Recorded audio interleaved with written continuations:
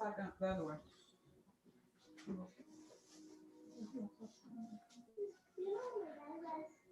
I don't know where your dad is. He left. Hi, I'm Professor Robert Alexander, and we are lucky enough to have a guest presenter, Alyssa Teixeira, talking about doulas and birth work. Alyssa, it is all yours. Sweet, awesome. Well, my name is Alyssa. I use she, her pronouns, and I'm so excited to talk to you guys today about doulas and birth work. So I'm sure the first question that some of you might be having is, what is a doula? It's a term that some people might not have heard before. It's sometimes not used in spaces, and we'll talk a little bit about that. But what a doula is essentially is I like to say it's like an emotional support person for a pregnant person. So folks who are going through pregnancy and other gestational things like miscarriage or abortion. There's even things called death doulas. There's essentially, you are there for different reproductive outcomes.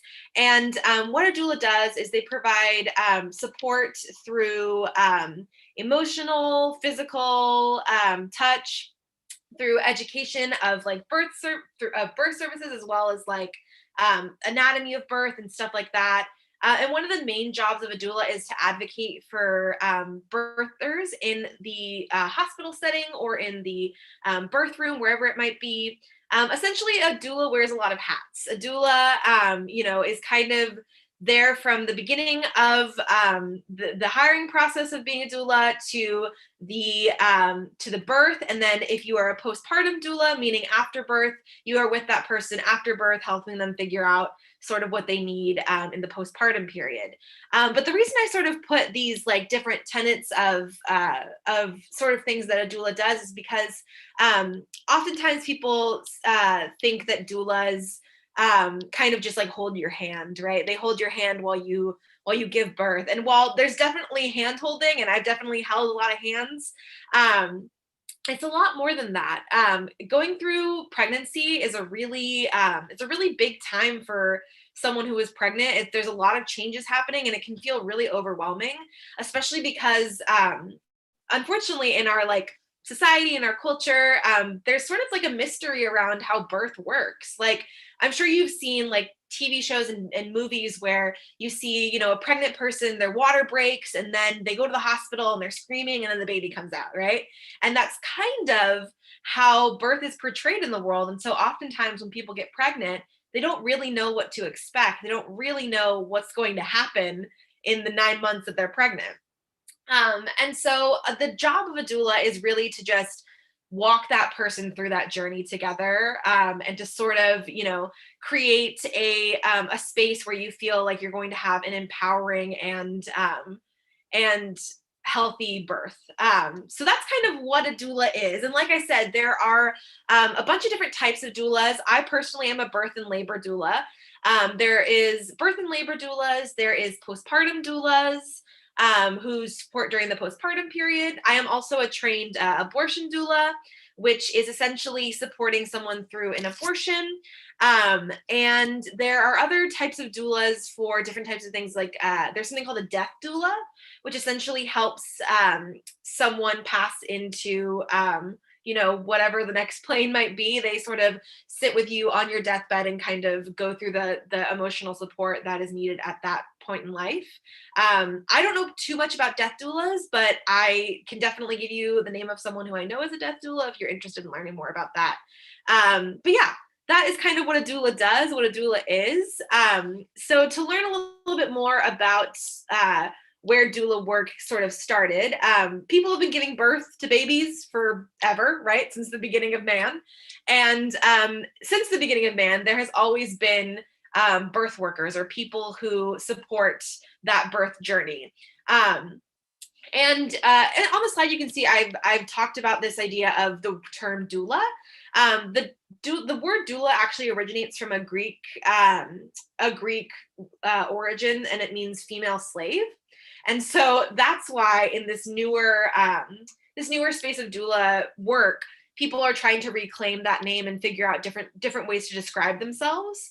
I know a lot of people in my spaces have called themselves like birth witches or emotional or not emotional support people, but birth brujas, stuff like that, like all kinds of different things that people have kind of come up with. And specifically the reason that we, like, certain people try to stay away from the term doula is because for the longest time it had kind of been wrapped up in this idea that only wealthy white women got this like fancy sort of doula, right? And so that's another reason why people are trying to reclaim sort of a different name for the work. But a little more historical context here for birth work. Birth actually, for the longest time, up until the 1900s in America, was something that happened at home with your family and with lay people who sort of worked in the community as healers.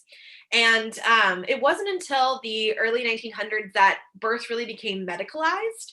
And with the medicalization of birth came a lot of different things. Came sort of the advent of interventions such as like using drugs or different types of pain relief for birth.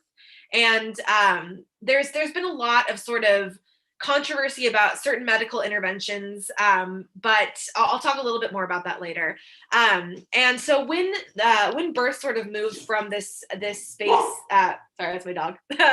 When it moved out of this sort of community space where people were getting together and being part of the birth, and it moved into a hospital, we sort of learn more about modern gynecology once that happens. And we owe the medical knowledge that we have about modern gynecology and obstetrics to 3 Black women who were slaves in the late 1800s. And they essentially were sold to this doctor named Marion Sims. And Marion Sims essentially performed experimental surgery on these women in order to figure out how different gynecological practices worked. Specifically, they were dealing with fistulas, which is essentially something that happens right after you give birth. You can get sort of a tear in your bladder, and it kind of gives you incontinence. And so he was trying to figure out that specifically. And we sort of like claim modern gynecology as being founded by Dr. Marion Sims, but really it wasn't him. It was the work that he sort of exploited off of three Black women who were genuinely just there to be sort of excuse you, sorry, my dog is licking my feet, was just sort of there to be experimented on. And there is a lot of controversy today around Marion Sims and sort of his role in modern gynecology. And honestly, the story of these 3 women who were enslaved back in Dr. Marion Sims' time is kind of the tale of a lot of birth stories, and a lot of medical knowledge that we know today is kind of learned on the backs and the pain of people of color. And because of that, a lot of birth workers are trying to be as trauma informed as possible when they are doing different services for people, whether it's doula services, whether it's abortion doula services. Being like culturally sensitive and trauma informed is really, really important, because unfortunately, BIPOC communities have been experimented on and have been taken advantage of for years and years and years in this country. And part of being a doula is knowing the history of what you're doing and what work you are working on, and sort of being able to put that knowledge in your head and place your practice in a culturally sensitive and trauma-informed way. And that's kind of why I bring up the birth of gynecology in the United States, because it's really important to the work that we're doing right now in 2021. So why do we need doulas, right? So people often think that maybe you know, a doula is just like a nice thing to have. But I honestly believe that doula support is a right when you are in a birth space. I think that everyone deserves someone to hold space for them in that particular time, whether it's the postpartum period or whether it's the pregnancy period and the birth and labor period. I think that everyone who is giving birth deserves to be treated with and held space for in the same way. So that being said, doulas, one of the primary things that a lot of doulas do is help navigate complicated medical systems that don't always support all birthers and all birth outcomes. So like I said, with the medicalization of birth back in the 1900s, there came, unfortunately, a lot of medical racism and different sort of, you know, complications that you have to deal with when you're in a space. And specifically, I'm going to talk a little bit more about it in the next slide. But something that I do that I specialize in is working with LGBTQ plus birthers. So that's kind of my specialty. I love working with queer families. And it is honestly some of the best work that I've ever felt good about, is working with queer families, because unfortunately a lot of these medical spaces, like I was saying, are laden with racism and homophobia. And it's not necessarily that doctors or nurses are directly trying to be racist or homophobic. It's that the medical practices that we know are all sort of they're all sort of coming from that same scientific mindset that we had back in the 1900s when we started medicalizing birth. And so in our textbooks that we have for for learning about obstetrics, which is the doctoring of birth, essentially, of doing giving birth and such like that. But essentially, this sort of idea of the medicalization of everything hasn't really left the 1900s. There's a lot in textbooks nowadays that just don't make sense. For example, there's something called a VBAC calculator. So VBAC stands for vaginal delivery after cesarean. And essentially, a cesarean section is a C-section when there is abdominal surgery to remove the baby, as opposed to giving birth vaginally. And in the VBAC calculator that is used today, one of the criteria for finding out whether or not you can have a vaginal birth after cesarean is race. And there's no reason that race should be included in this calculator, but race is included. And if you are a Black or brown person, you have less likely of a chance of being able to have a vaginal birth. And there is a whole sort of podcast that I can definitely link you guys to that talks about that. But it's really a testament to how even now in modern day, doulas are needed to be able to advocate for birthers in spaces where they might not, where they may run into this sort of thing. And like I said, it's not that like doctors and nurses are trying to be racist, but unfortunately, these are the systems that we live in. And these are systems that people need help navigating because they aren't necessarily for them, which sucks. But that being said, moving on to a more positive note, doulas often increase or decrease the infant mortality rate and maternal mortality rate. Unfortunately, another sad statistic is in this country, in America, BIPOC birthers are twice as likely to die from pregnancy complications than white birthers. This is particularly prominent in America. There are many countries throughout the world that have a much, much smaller rate of maternal mortality rate. America leads the world in maternal mortality death rates. And it's mainly because of the systems that we have in place that are, institutionalized medical systems that are racist and homophobic. And so, yeah, that is why we need doulas today, in my opinion. That is why doulas are really important and really help support people who are going through pregnancy and birth and all that jazz. This is sort of a graphic that sort of details, I think this was taken in, this was the 2014, go back. These are the different rates that you can see of Hispanic, Asian Pacific Islander, Indigenous, Black and white birthers. And as you can see, Black birthers, their mortality rates are far, far above the mortality rates of other birthers, and it's in my opinion, it's not necessary, and we can fix that. And so that's why I think doulas are really important.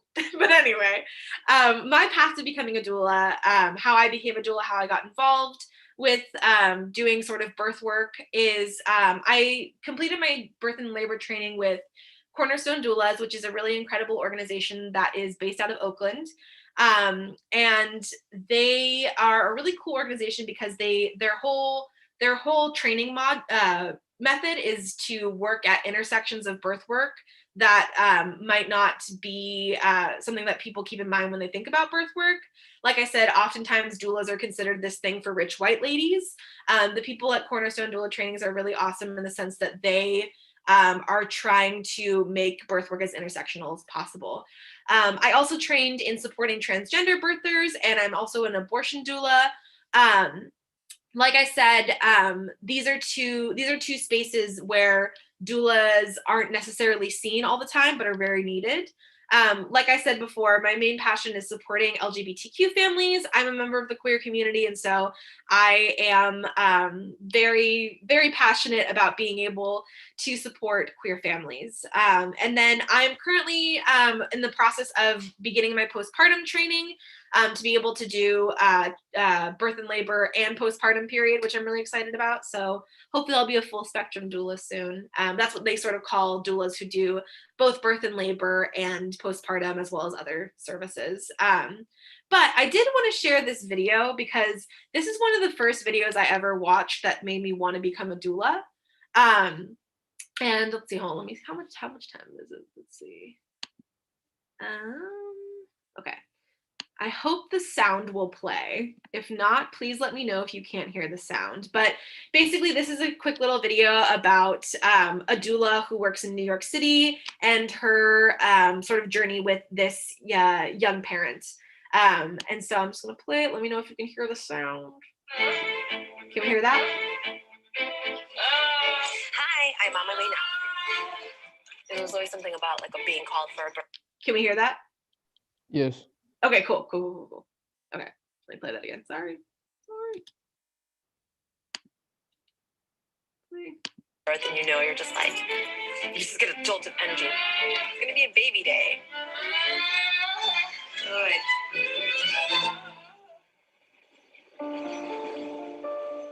My name is Regina Maria Conceição, and I'm a doula. I've been a doula for 17 years now. It's so crucial for women to be supported by other women. Women are not supposed to be by themselves when they're pregnant. They're not supposed to be by themselves when they're in labor. And they're definitely not supposed to be by themselves in the postpartum period. I chose a doula because this is our first full-term pregnancy, and I wanted to be educated on things that I have no idea about. I think the more that I know beforehand, the better I will be able to take in the pain. You're 38 weeks and 2 days. Yep. So you know you could go any day now. Because birth is so personal and intimate, you really want to be with a client that you really get. And you want the client to feel that. It's like back and forth. I'm all into energy, and so is my husband. And when we met Regina, it was a lot of spiritual connection. And I'll remind you, like with each contraction, you're getting closer to see your baby. She's a good person to have by your side or have by your significance other side as they're going through something new. The advocacy that I want in the hospital and why I think it's important to have a doula is that I just don't know. I've never gone through this experience before. My doula, that's her place, and she'll really help me understand and make an informed decision. It was important for me to have an African-American doula because I wanted someone who shared the same experiences. Just simply being a woman of color, specifically a Black woman, born in the United States, that's putting you at risk when you're pregnant.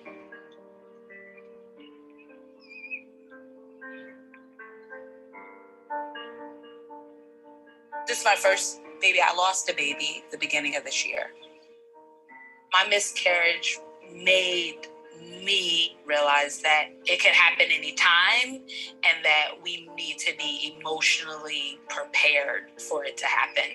After that, it was somewhat of a wake-up call on what we need to do for each other and to each other, and voila.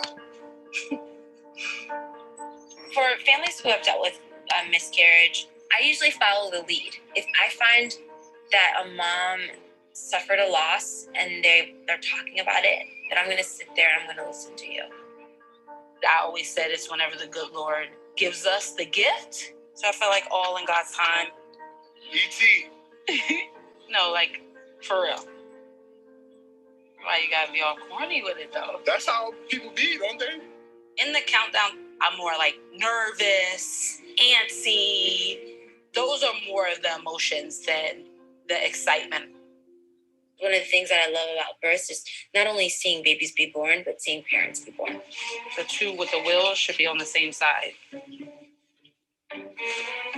Putting together the baby furniture was a little frustrating initially.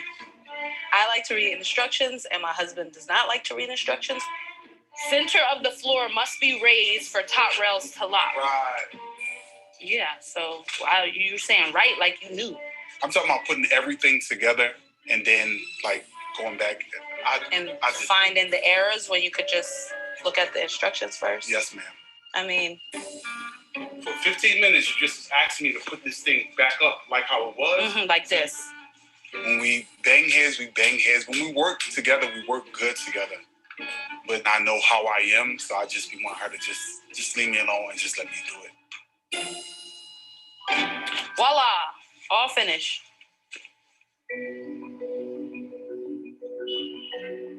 Menielle had sent me a text and just kind of gave me a little heads up. I'm feeling pain in my hips. She was laboring throughout the night without me. And I'm like, okay, I really think I probably should head over to you.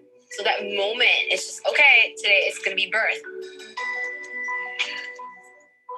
Hi. Okay. Is one coming? Okay. Get ready for it. I mean, Menielle's doing an amazing job. She's in her zone. Labor, it's work. They say it's the hardest job you'll ever have to do in your life, and it's so true. Good. And it's both mom and baby who have to work. Good. Rock it. Move into it. Like try to move your hips if you can. Good. It's a long one, right? Is it tapering off? Mm-hmm. She's good? I am trying to get her just to kind of close her eyes in between the contractions just because she hasn't been able to sleep all night. And then when things start to really pick up again, we'll up it a notch. So we have a lot of stuff in our bag of tricks. So you haven't eaten anything in the middle of the night? Kale? Not even that. That was yesterday. Oh, I need you to eat something. What about, do you like peanut butter? Yeah? That would be amazing. Okay. One thing I learned of being a doula, it's nice to have all your tools, but sometimes you don't touch it. It's just you. That's all that's needed. Good.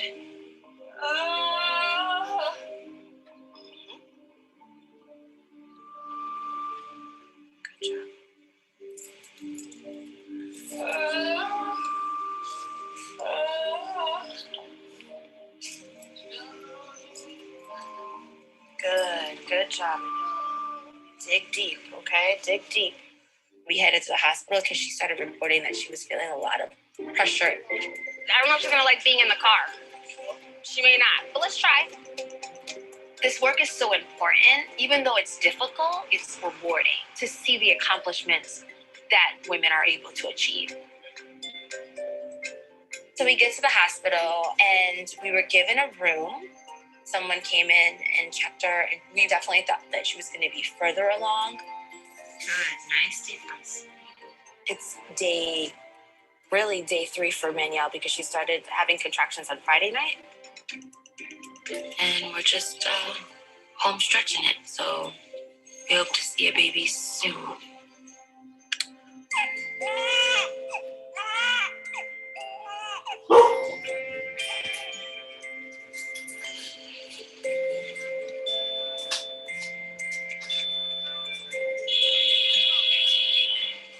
That's your first New York horn that you hear.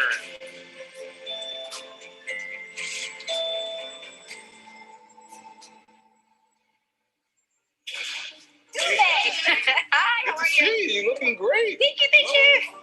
How are you? I'm good. It's Soleil, right? Soleil. History maker. Oh my goodness. I love it. The best part of a postpartum visit is seeing parents in their space again and just seeing them in action, watching them navigate being parents to this little human. I want to tell our child that your mom prepared herself for you, that she really worked on herself for you, and she waited, and it all worked out.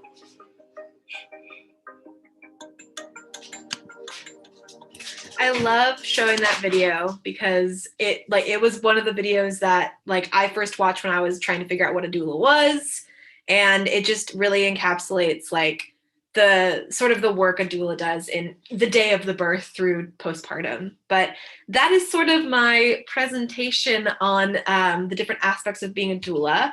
That being said, there's a lot that I left out about doula work. Doula work is really a holistic job.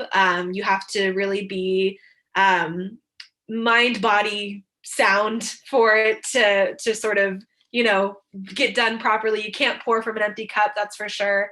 And I think a lot of people, you know, who work in care work know that. But yeah, I would love to take any and all questions anyone has. I'm pretty much an open book, so if you have any questions, feel free to ask them. There's nothing thing is a silly question. But yeah. Yeah, I have a question. Yes. Oh, someone put a question in the chat, so maybe you should answer it first. Okay, yeah, here, you want me to answer? I'll answer this one first. Someone asked, are doulas and midwives the same thing? They are not the same thing. So a doula is different than a midwife. A midwife is someone who is trained in obstetrics, who would actually physically be in charge of the medical aspects of the birth. So typically a midwife is working on making sure that the baby is in the right position in order to come out. They're working on delivering the placenta. They're working on monitoring, you know, fetal heart rate. They're working on, you know, the more medical aspect. And the reason oftentimes doulas and midwives work really well together is because midwives tend to work from birthing centers or in hospital settings, like in a birthing center, as opposed to a more medicalized birth.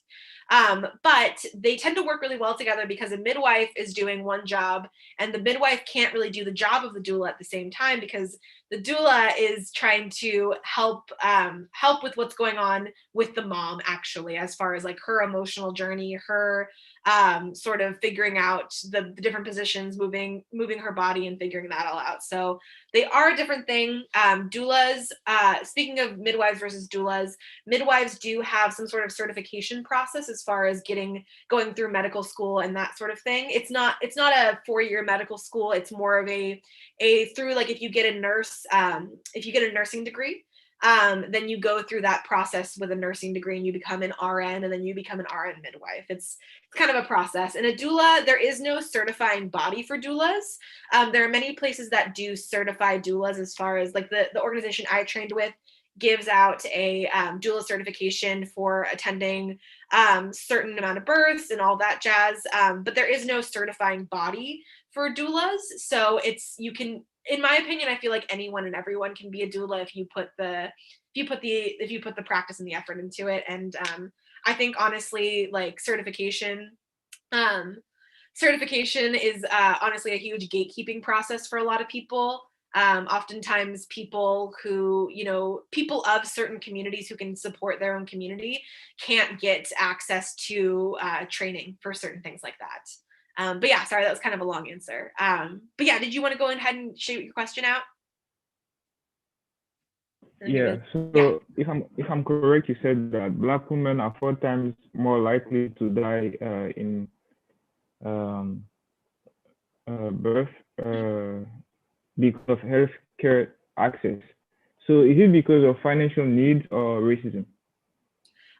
So it's a really interesting question you say that, because oftentimes I get this comment a lot, people thinking people thinking that maybe there are some sort of like circumstantial things around being a person of color that makes it harder for you to, you know, access care or whatever. And at the end of the day, I would say the answer is yes to both of those, in the sense that like people of color just have a harder time accessing resources because of racism, right? Because of the systems that are put in place that create barriers for people to access these resources. So yes and yes to your question, I think. Okay, thank you. Yeah, no problem. Thank you for the question. I'm going to answer some of these ones that are in here. Let's see. Okay, yeah. Someone asked about the podcast I mentioned. I'm going to link that in the chat in just a second. I'm going to find it for everyone, and then I will link it. Let's see. Do doulas keep in contact with? Okay, yeah. So this next question says, do doulas keep in contact with new mothers after birth for a certain period of time and then cut it off, or can they keep in contact permanently and develop friendships with their clients? This is honestly something that is up to the doula and up to the birther. So for me personally, the births that I've attended, I'll still get baby pictures from like my clients, which is really lovely. But some of them just are interested in just kind of, you know, having the doula process happen and then just kind of moving on from there. Some people want to keep you informed and kind of let you know how things are going. Specifically, if you're doing postpartum care, then you would stay with your pregnant person and their baby sort of after the birth had happened, during the postpartum period, which can be, depending on you know the family's needs, can be anywhere between as short as 8 weeks after to almost half a year after, depending on what the need is. But that's a really good question as far as like whether or not people keep relationships. It's really dependent sort of on sort of the relationship you establish with that person. And I like to, something that someone who I trained with always said is that don't take it personally. People with babies have a lot of shit to do. So, you know what I mean? It's as far as like, you know, keeping in contact with everyone, people just had a baby and their whole life is crazy. And so, you know, I love getting baby pictures, but I totally understand it if people can't like, you know, go on with the process of being friends forever. But yeah, that's a really good question. Okay, I'm gonna find that podcast real quick and just sort of drop it in the chat. But if anyone has any more questions, feel free to ask. Oh my God, sorry.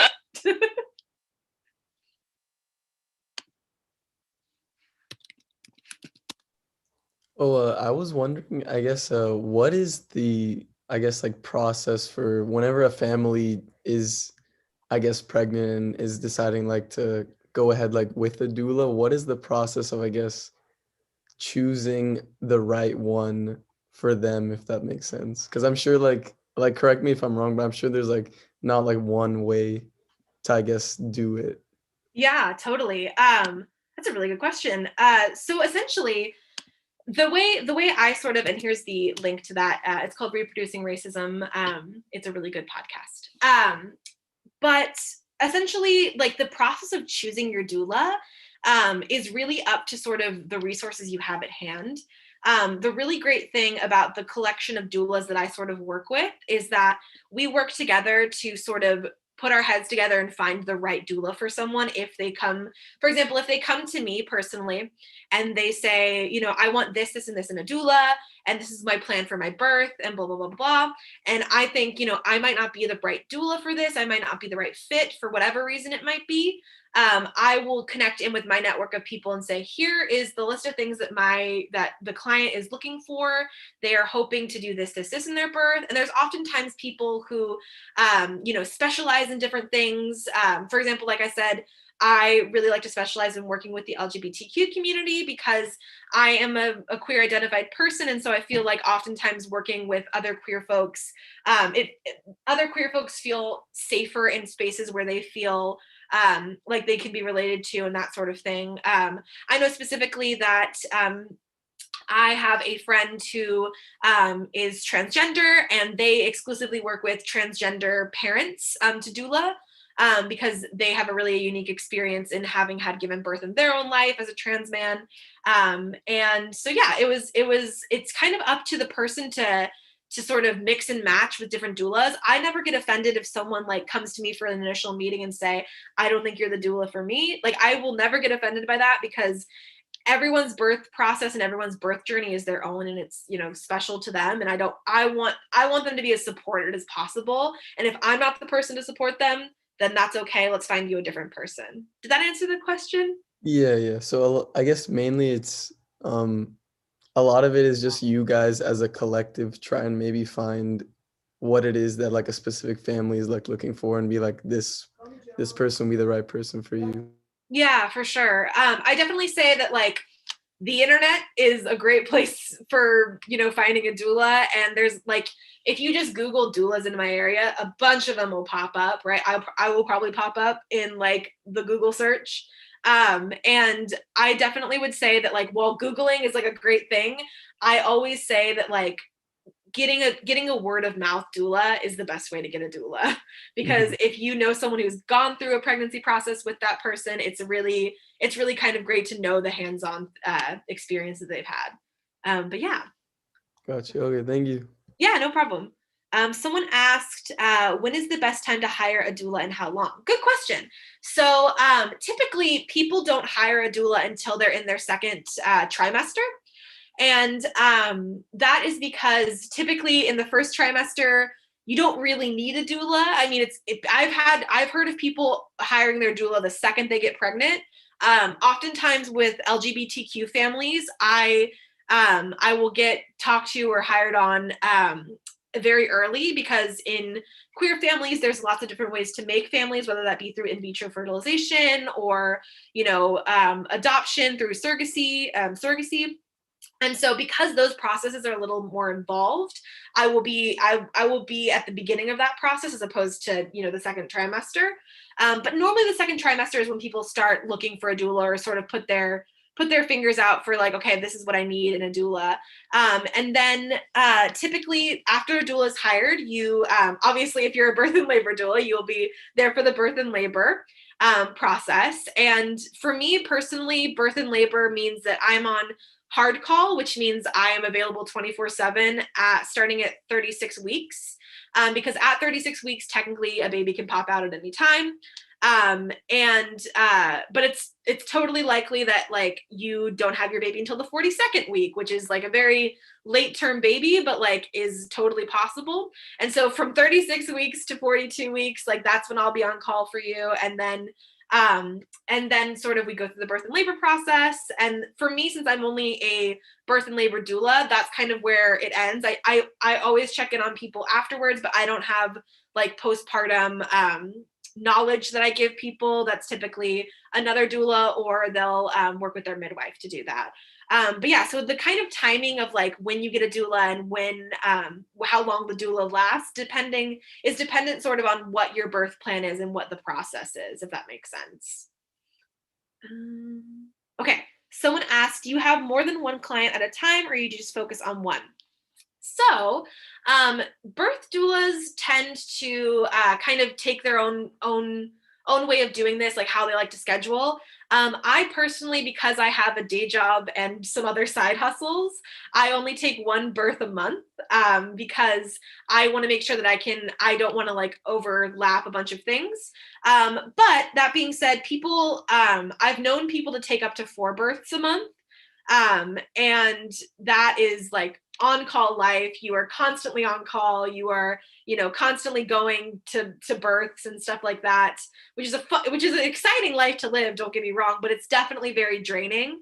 And so that's the reason I only do 1 birth a month, unless, because I do a lot of my work. I do most of my work pro bono. I don't typically charge doula clients because I typically work with populations who can't afford doulas at that level. Because oftentimes, let me give you the salary range of a doula sometimes. So doulas in this area, in the Bay Area, can be paid up to $2,500 for their services.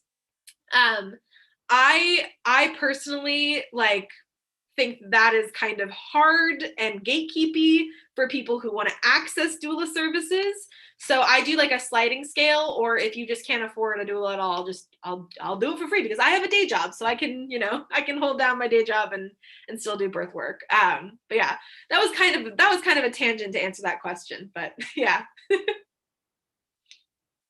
Any other questions? So when you say example 4 births a month, I guess that means you're only there for the birth month. Okay, yeah. So I should have explained that a little better. So 4 births a month means that in 1 month you have 4 different due dates. That doesn't necessarily mean that you are only like there for the birth. It means that leading up to those 4 different due dates, you're also working with those clients up until then. So 4 births a month essentially means I have 4 due dates in 1 month. And that's how you typically schedule doula work, is you ask them, what is your due date? And then with that due date, you say, okay, I can put you on my calendar on your due date. So that way I know I'll be on call at 36 weeks. And then from there, I can support you. And so typically people will stagger sometimes births so that way they can be on hard call. Some doulas, who I think are personally crazy, will be on hard call for multiple clients at a time. That to me sounds like a recipe for disaster.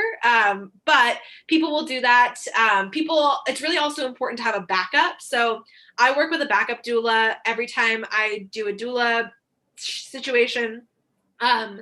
So essentially I have a person who is signed in our contract who will say that if for whatever reason I can't show up, they will be there on the day of the birth. Or if a birth goes for more than, I have it written in my contracts that if a birth goes for longer than 12 hours, someone will come in and tap me out, so they can be there, and then I'll come back in the next how many hours. But yeah, so it's really important to work with a backup, or like a group. People oftentimes have like collectives of doulas where they'll work together to support different birthers. But yeah, having a backup is really important, because you never know what happens, and you want to make sure that that person is getting supported no matter what, even if even if there's a hurricane. But yeah, any other questions? Hi, Alyssa. Oh, so sorry. Yeah. No, I was just saying thank you guys for all the awesome questions. Hi, so my name's Quinn. Thank you so much for being here to share your work with us. I have like 3 questions because I'm just really curious about this work. Yeah. So one of them is, do you have to have gone through pregnancy and birth to become a doula? That's a great question. I am a childless doula. There are a lot of doulas out there who have never been through the birth and labor process. I'm one of them. And the way I like to explain this to people is sometimes people go, well, how are you gonna be able to support someone best if you've never been through it? And the way I describe that is, if you go to a therapist for, maybe a mental illness, your therapist didn't necessarily have a mental illness, but they're still able to support you, right? Because they went through training and they went through the process to be able to understand and to learn the skills that you need to be able to support someone in that way. So it is totally possible to not have children and not go through the birth and labor process and still be a doula. There's lots of them out there. I'm one of them. Okay, that makes so much sense, because I was wondering, like, how do you support someone, like, if you've never really been through the process, Yeah. But I'm sure, like, you go through, like, a lot of training to learn, like, what women go through when they're pregnant, so, okay. Yeah, for sure. Yeah, definitely. Another question I have is there, like, an age minimum to be a doula? I would assume, like, I'm 23, so. Oh, wow, okay. Yeah, as far as there being an age limit, I'm assuming you have to be an adult, like, as far as like being accepted into a medical space, like you have to probably be over 18. But as far as that, I mean, the thing that I always tell people is that I think everyone's been a doula at some point in their life, just not for birth and pregnancy, in the sense that, like, literally we've all walked someone through a breakup. We've all held someone's hand during a hard time. You know what I mean? And that's essentially what doula work is at its heart. And so I really don't think that there is anyone who, if they don't put the training and the work in, can't become a doula. So yeah, there's no age limit. Like I said, I'm 23. So. Oh my God, you're so young. Yeah. And one last question. Are there any men who are doulas? Can men become doulas? That's a good question. So men can definitely become doulas. Specifically, it's funny you were talking about that because I literally today was talking to an EMT who he really is interested in learning about obstetrics, and trying to like get into birth spaces. And he was asking me, he's like, is it okay to be like a man doula? And I'm like, there are male doulas out there. And I think honestly, specifically in LGBTQ spaces, having a male doula might be preferred in certain scenarios where you have a pregnant father. And so I think that honestly, there are niches in birth work that could definitely be well suited for a male support system. So yeah, there's definitely, I mean, like I said, I think anyone can be a doula. It's just about, the right intentions and putting the right work in. Okay, that's so awesome. Okay, thank you so much. Yeah, no problem. Someone asked, as a doula, do you have any new tips for a new father? That's a great question. So I think the biggest tip that I would give is that,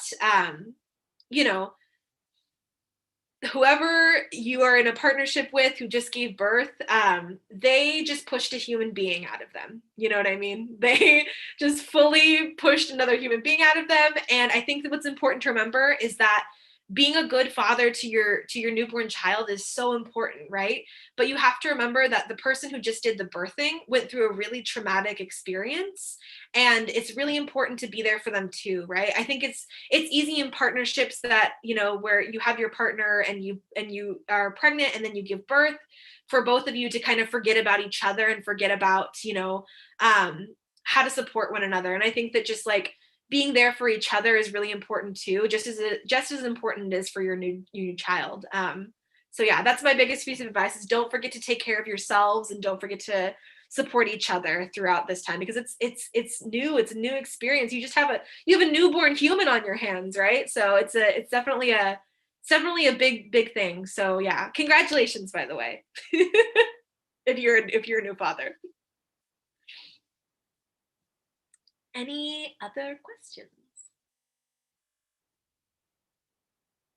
I just want to say we're going to end in a couple minutes, so maybe one more question, maybe one or two more questions. One of y'all stole my question about, can a guy be a doula? Because I wish I would have provided more support, during the whole birthing process. I was there, but it just seemed like so much pain, and I wish I had more training around it.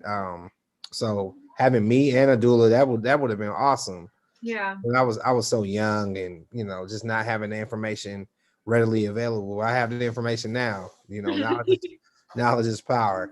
Yeah. I think we should take one more question. If folks have just one more question, I don't know if Alyssa, I don't know if you saw the one. I just think the best doula would be the father in the family. Oh yeah. You saw that one? I would love to tackle that real quick. Yeah. So that being said, kind of what was just mentioned by your professor is that oftentimes the partner in the situation or the father in the situation can, they're also going through the birth process themselves. They need the doula as much as the person who is pregnant needs the doula. Because, this is a new experience. And oftentimes, as a father, you're watching your partner go through something that can be really painful and can be really hard to deal with. And you don't know where your place is necessarily in that, right? And so I think honestly, in my opinion, when I've worked with families who have a father in the picture and who are present for the birth, I often find my clients telling me that, hey, like, I think my husband needs you more than I need you, because like, he's freaking out and like, he doesn't know what's going on. And it's totally true in the sense that like, it can be really overwhelming, you know what I mean? Especially, don't even get me started, but especially because our sex education system in this country has failed a lot of us, that we don't really know. Like, we don't, especially as partners, we're like, what is my wife going through? Like, I don't know. And it just feels hard. And so I think having a doula in the room with the partner is just as beneficial to the partner as it is to the birthing person. But yeah.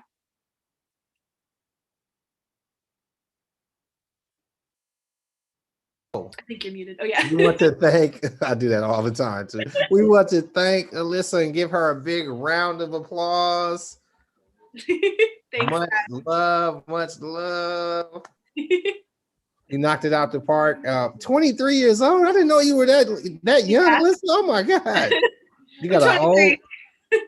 You got an old soul. 23? Uh-huh.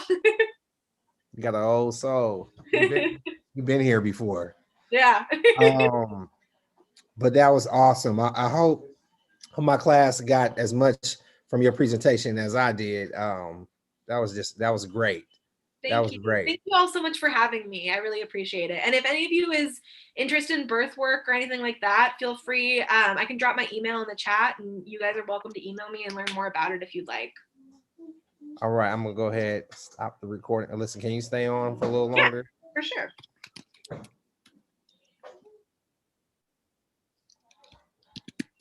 All right, folks. If you don't have any more questions or any questions for me, before I let you go, you might have a question for your instructor. If not, you can go ahead and log off. I'm just going to debrief with my friend Alyssa. I have a question. Oh, sorry. There'll be more guest speakers to come. Yeah, go ahead, Jasmine. I was just gonna ask. So the one page,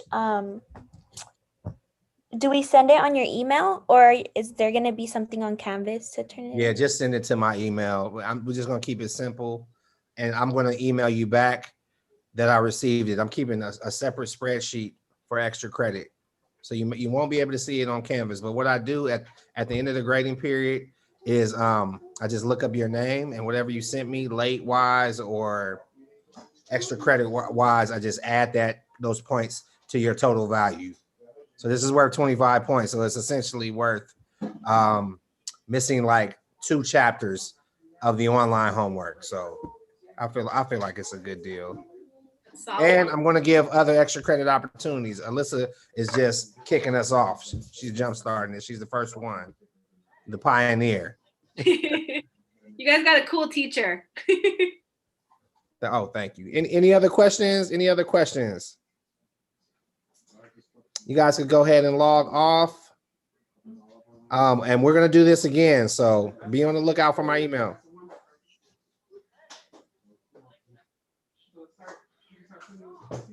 All right. Well, that went good. Yeah, I'm so excited. I'm so excited they had so many great questions. Yeah, this class is on point because I've had classes where it's been like crickets. Like I've definitely like done presentations and stuff where it's just like no one is talking and you're just right. Like, okay. It's hard on Zoom too, you know what I mean? It's like you really gotta try your best. Yeah. To bring it out. Hold on. Okay, perfect. All right. Is there anything that I could do for you? A coffee voucher? What are you into? What am I into? I don't know. I'm into.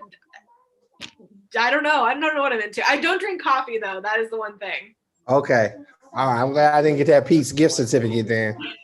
I would say if there's some way you like want to support, I would say I have my GoFundMe up right now for my postpartum training. Okay. And if you just like share that with people, that would be more than welcome. So much. Where do I find that? I will drop you a link. Let's see if I can. Because paying for stuff is expensive. Heck yeah. I know it's one of the things that like I'm the organization that I train with is really incredible in the sense they provide a lot of scholarships. Okay. And that's really incredible. But like I said, I have a day job and so I can mostly afford it. And so I just like make sure to keep that available for whoever needs it. Okay. Okay, let's see. Let me drop the link. You dropped it in the chat already? I know, I'm gonna drop it right now. Here we go. Oh, okay. Share. Isaiah, sit down. Okay, here we go. Here it is. Kaden, can you go up front and see if my wallet is there? Oh, I got it. I'm really excited. One of the I I think one of your students was interested in like birth work maybe one day, which is cool. So. Yeah, maybe. Yeah. Yeah, wouldn't that be insane? Like one of my students became a doula just because you showed up and gave this wonderful talk. Yeah. Like you never know, the harvest of the seeds that you plant when you're teaching. Yeah. My son just brought my wallet. The special delivery. But that's why I try my best to just be diverse and just try to be as open as possible to different learning styles, because I know that my teaching style may not connect. So I try different approaches because I know that students learn in different ways. Every student is not going to learn like me. I'm visual. Yeah. I'm big on like charts and diagrams and things like that. So yeah. Just try to tap into that because it's, you never know like where this is going to take. Like if a student is going to decide to be a human sexuality teacher because they took my class, or they want to be a college counselor because they met me, or they see what I do, or I don't know. Not to be all grandiose like that, but yeah, no, but totally. That's why I wanted to put that video in there at the end, because that was the video that like I remember someone sharing it with me when I was like researching doula training, and I was like, I want to do this so badly. And so I was like, I want to share this. Hopefully it'll make someone want to do birth work one day. I'm not gonna lie to you. I was about to get up and use the bathroom and I saw Black people on there. I was like, oh, like my head, it brought me in. It definitely made me feel relevant. Because Black people, we be thinking like, this ain't something that we do, or this ain't something that we're on the receiving end of, but everybody's involved in this. And many people from different cultures can benefit from having a doula, as help. And doula, like that's really, what's really cool is that so many different cultures have like traditions around birth work and traditions around like supporting people who are giving birth. That like I have a fellow doula in like my little collective of people I know who does she's an indigenous doula, and she does these really incredible birth ceremonies with her clients, and it's so cool because like you have to have doulas of certain identities to be able to connect with those communities, because it's like you said, like a lot of people, they think like doulas are just for rich white ladies, you know what I mean? Yeah. And doulas, like I said, everyone needs a doula, in my opinion. Absolutely. So I'm gonna kick down $20 right now on your GoFundMe. I wish I could do more, but no, that's I got a house full of kids, and we struggling over here. That's plenty. I work in education. This ain't like Goldman Sachs, you know what I'm saying? Yeah. I feel I'm gonna share. I'm gonna get support, and then I'm gonna share it. Thank you so much. Just thank you again, Alyssa. Yeah, thank you so much. I really appreciate it. Let me know if you ever want me to come back or do anything else. I want you to come back. Okay. All right, take care. All right, bye. Bye.